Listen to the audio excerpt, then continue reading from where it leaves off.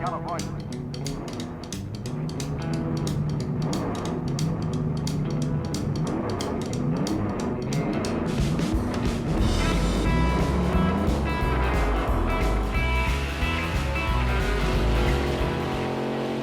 What's going on, everybody? Welcome back to the Scale Rider Collective YouTube channel. If you're new to the channel, then I'm guessing you clicked on this video because you want to learn a way to do paint chips and patina on your scale model builds. Well, if so, this is the right video for you. Let's go ahead and get on into it. So, of course, the first thing you're going to want to do is find out what model you want to rust or add patina to. When it comes to this model, it has a little bit of backstory, and I'll go ahead and get on into it so you guys can learn a little bit about this model and the plans I had for it. So here you can see what the body looks like before we put our rust color on it. As you see, somebody already shot some primer on this body. They did already put the glass in. Then they painted it black. And they started sanding on it. Not sure what they were planning on doing with this kit, but this is what we're starting with. So this is where the body came from.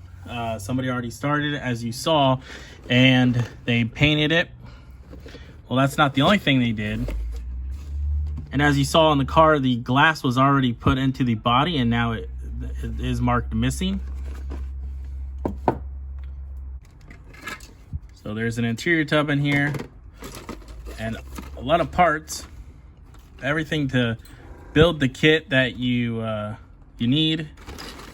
And what it is missing, it has extra of, but somebody cut the chassis, so it doesn't really line up that good.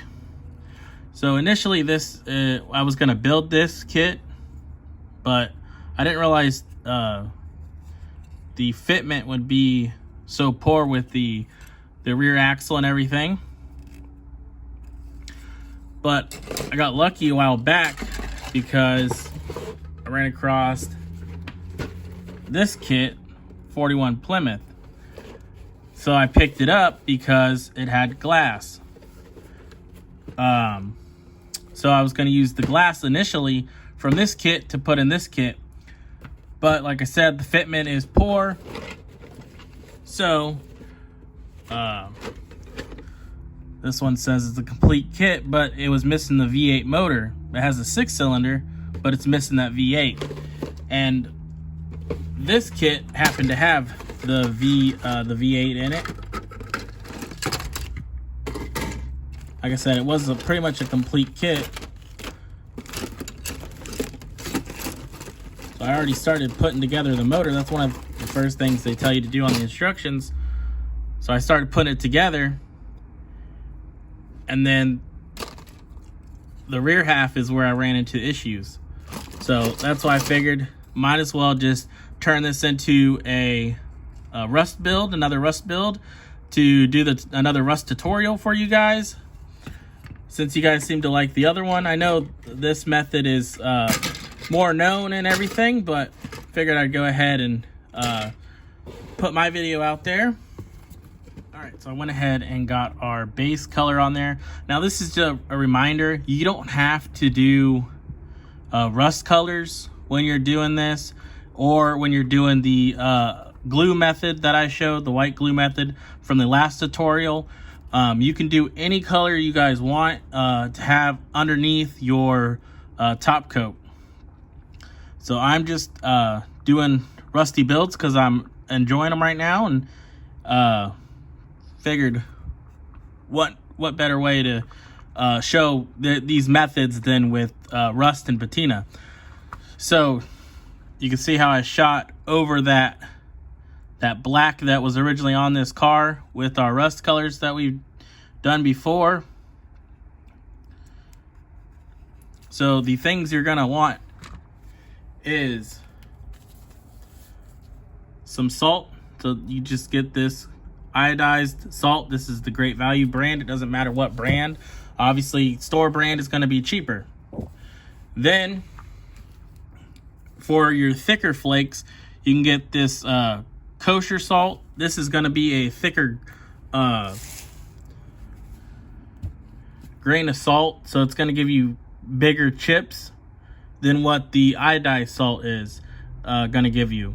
But if you guys want to do this method for practically nothing, anytime you guys go out to a restaurant or order food, even if you don't eat fries with salt or eat your food with a lot of salt, a lot of times you can run across these iodized salt packets, and they're pretty much free at the restaurant. You can grab a handful.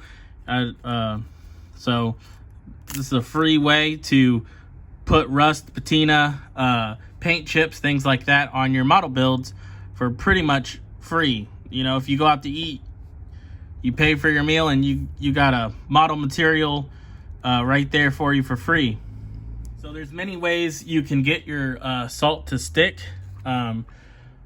There's water, which is what I like to use, or there's also, I've seen people use hairspray. It's practically the same method. So I'll go ahead and show you guys what you want to do. So here I have a Q-tip with some water. Like I said, you can use hairspray to get your salt to stick. But I just use water. So I'm just gonna go across the top of the roof here. And it can get messy. So these silicone mats come in handy. You can fold it up and pour your salt back into another container and just keep using it, because it is gonna spill. But we got the roof of our model here. I'm gonna go ahead and go with the kosher salt, because I want thick chips on the roof. So you're just gonna put it on there. Like I said, it is gonna fall off, but there you can see it is staying on there. You can smush it back into the model, and you can already see, I'll zoom in, the water is starting to break down that salt. See how if some of them is turning clear, some of them are still white, but it's gonna stick with water if you use water. So if you don't want to use hairspray and you want to do even more budget friendly, water is the way to go, especially from the tap. So now on to the iodized salt from the packet. Also, another thing about the packet is it's going to be easier to just tear it open and pour it onto your build.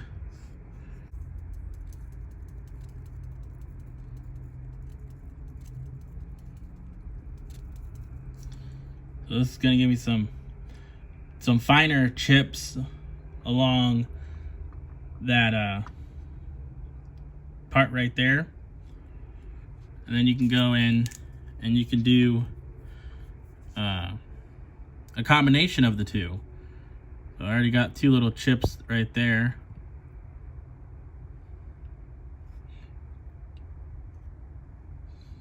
So you can come in with your iodized salt.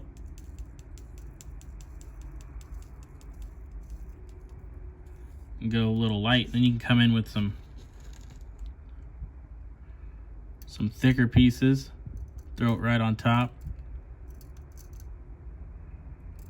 You know, just mix and match and play around with it. Like I said in the last rust tutorial, rust is imperfect. It never forms the same way on anything the same way. So nature is imperfect when it comes to things like that. So don't be afraid to do your own thing and have some fun with it, because that's what this hobby is all about, is having some fun and building things the way you want to build them. So once you got the amount of salt on the car that you want on there, you can go ahead and let it sit for a little bit. That way some of the water dries up, and then you can go ahead and apply your top coat. So after you spray your top coat on it and everything dries, you should be left with something like this. So you can see that salt on the side of the car there.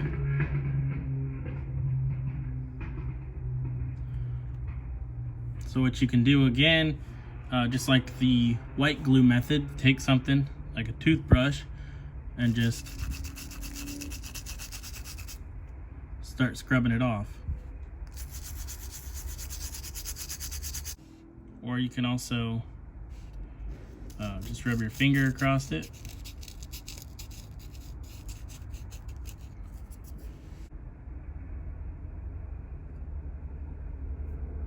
After you get all the salt off, this is what is left. So as you can see, our chipping. There's the thick kosher salt. I think kosher salt's a good size. And there's the iodized salt with all the little chips.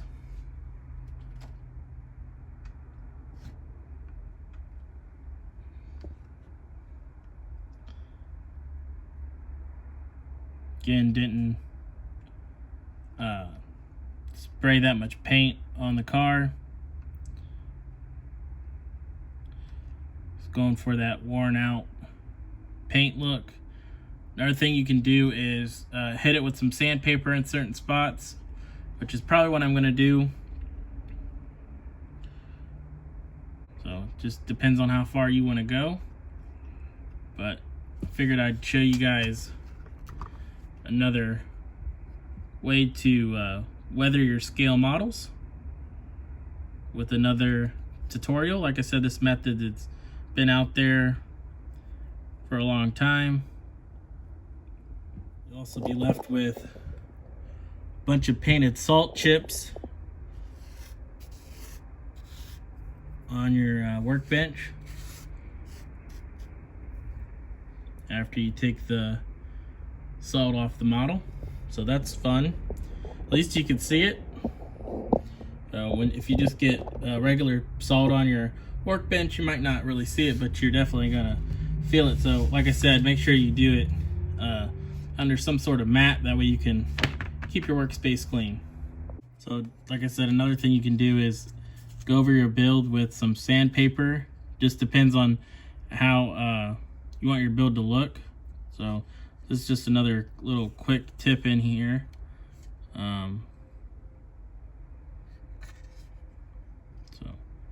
So like I said, it just all depends on what kind of look you're going for. So that's how you get this kind of look. So that's always good to do stuff in layers. So if you guys remember, this car was black, then we shot it with our rust color over it. I went a little too deep right here. This is where the door handle would be molded in, and the previous owner of this body already filed it down, so I wasn't really paying attention when I was sanding it, so I'm gonna have to touch that up. But you know, just play around, experiment. You know, this is the salt method here, and this is the white glue method from the last tutorial that we did. So totally two different looks. Just depends on what you want. You know, try them both out, see what works for you. You know,